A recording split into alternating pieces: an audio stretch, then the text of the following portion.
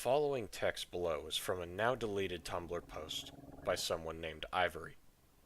Note that contacting Ivory won't lead you anywhere nowadays, since Ivory hasn't been active since 2014.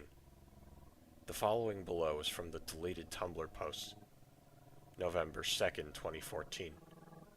Hey everyone, Ivory here again. I normally don't make these kinds of posts because I'm mostly dedicated to posting art and memes, but I need to get this off my chest. Better to get this over with later, rather than never. Now, I'm still not entirely sure if this was some weird and bizarre fever dream I had, or if this had really happened. But I know one thing for sure. The channel was extremely bizarre and, well, fucked up. To put it that way. Note that I can't remember every exact detail since this happened about 7 years ago. But hopefully I'm getting the details right. Now for context. My family couldn't really afford cable growing up, so the only kids channels me and my younger sister could really watch was PBS Kids and Cubo.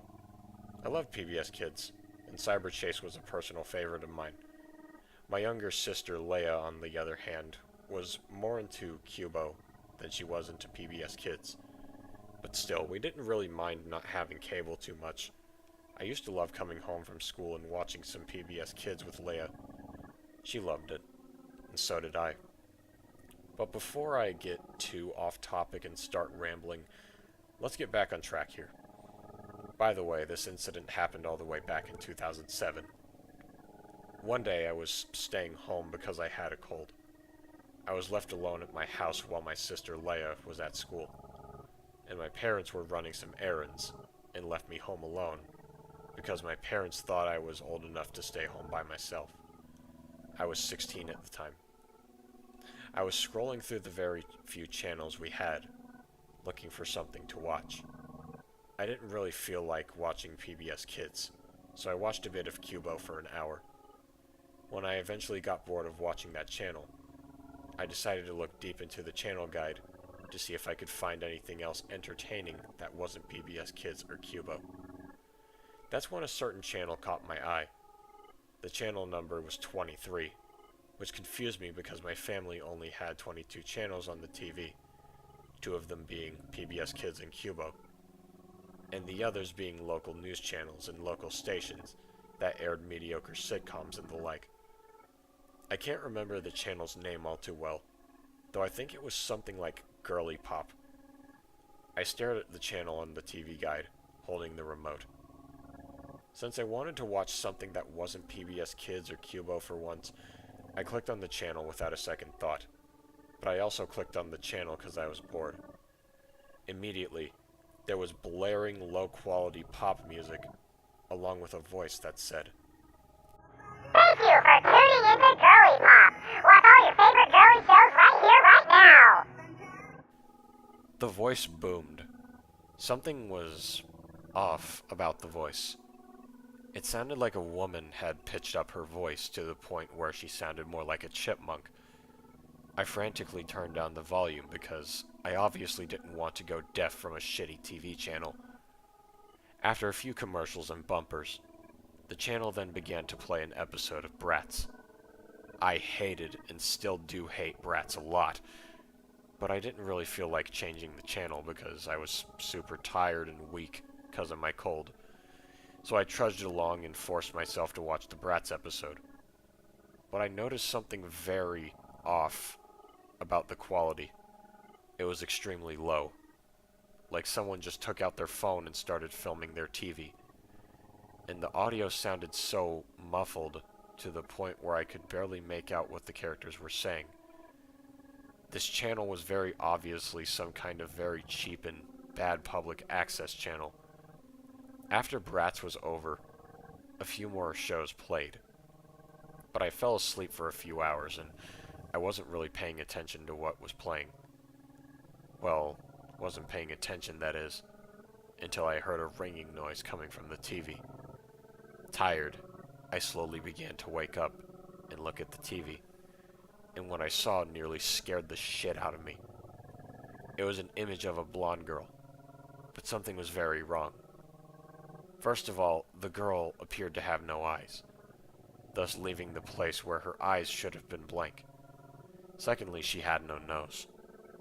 Her mouth had lipstick on it and was sewn shut, as she smiled as wide as she could. Below the image of the girl was red text that read, "The pretty girl has her mouth sewn shut," or something along those lines. Then the screen went black, and white text slowly faded in on the screen. It was as follows. Misery is something that we try to bury deep within our minds by watching cartoons to take our mind off it. But misery is very much real, and it will soon catch up with you all. Then the channel cut to static abruptly. I just stared at the TV, my mouth agape. What the fuck did I just witness?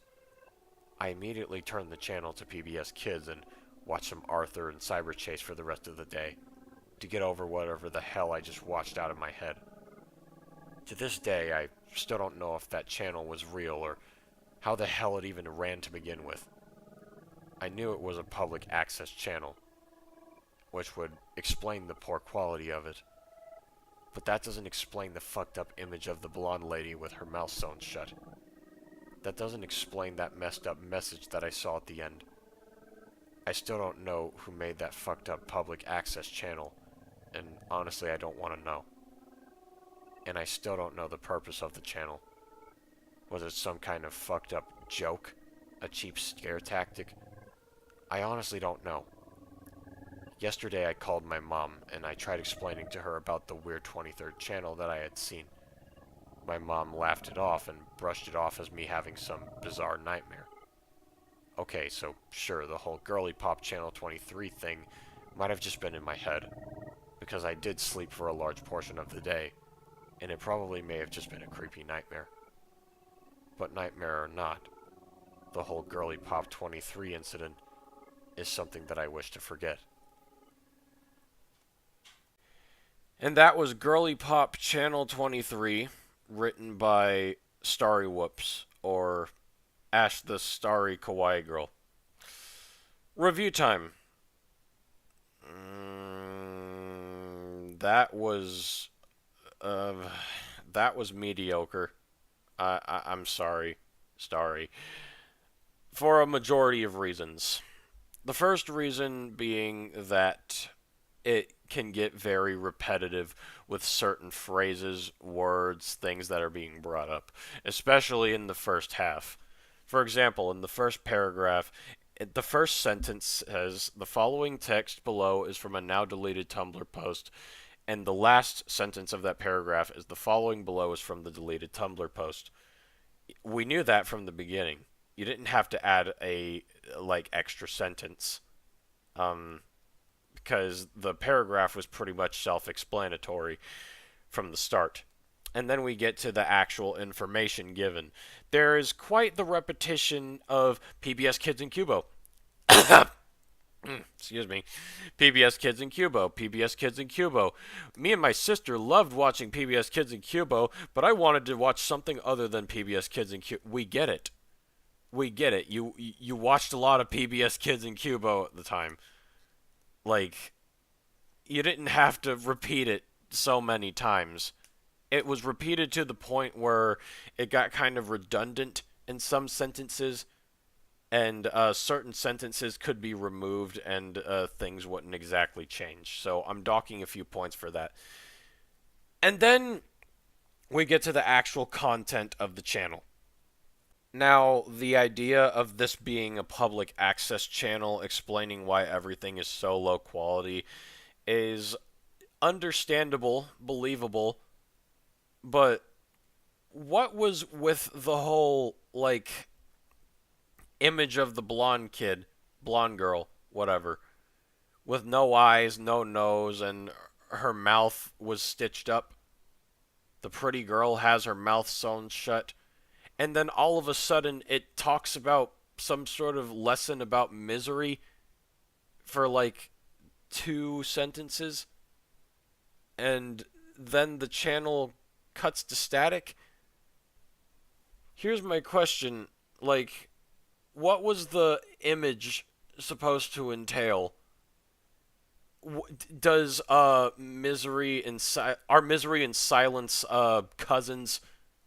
Is that what the lesson is supposed to be? Because this lesson that's given after the image is shown, no offense, but it really isn't that deep. Like, if anything, it comes off as forced, a forced lesson that is darted, and I didn't exactly like it. I thought it wasn't really well written. As for the girl, why does she have no mouth? Why does she have no nose?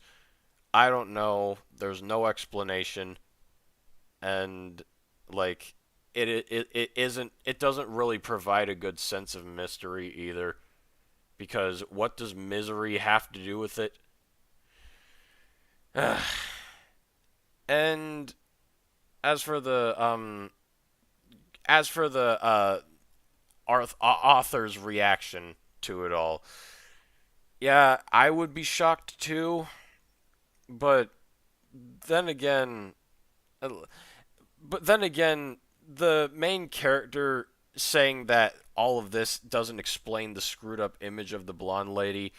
Self awareness doesn't really make the story better. I've seen a few stories do this in the past. I can't remember what exact ones, but I've seen some of them do it. One of them being a troll pasta. Not that I'm comparing your work to a troll pasta, no offense. This is certainly written with competence, unlike a lot of classic stories I've seen in the historical archive. Uh, then she says, was it some kind of fucked up joke, cheap scare tactic? Why would it be? Why would it be a screwed up joke? I don't think people just get bored one day and start up a whole public access channel to make a joke like this. It's kind of unrealistic and it doesn't fit. And mm, ugh. Yeah, that's pretty much all I have to say about this story. It wasn't awful, but it was meh. And for that reason, I'm giving it a 5 out of 10. Author, uh, keep writing, keep improving. I have faith in you. Thank you for requesting that I read this story. Much appreciated. With that being said, this is simply my personal opinion. We all have our opinions regarding these pastas. What did you think of the pasta? What would you have done to improve upon it? And as always, I will see you all in the next narration. I love you all. Bless.